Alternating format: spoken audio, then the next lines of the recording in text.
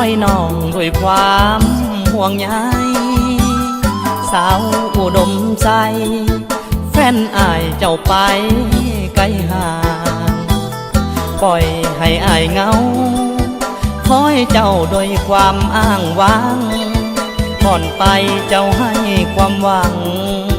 คอยนางจะหวนคืนมายืนคอยน้องอยู่วัดทุ่ทาสายลมโสยพัดอายสั่นจนหลั่งน้ำตาเจ้าไปอยู่ใสมือใดจะหวนคืนมาน้องลืมคำมั่นสัญญาหรือว่าน้องไปมีใหม่ปุ่นบังไฟเงาหลายบ่มีเจ้าเคียง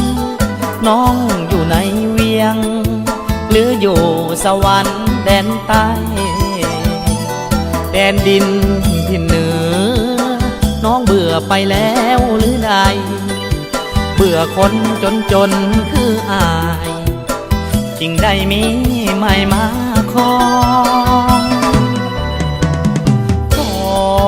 วอนไหวพระเจ้าสิงคำช่วยดลงามคำตาดำขึ้นบ้านเถิดน้องเพียงหน้าหลังเก่าคอยเจ้าด้วยความหม่นมองทุกวันอายตั้งตาคอยน้องคืนอุดมใส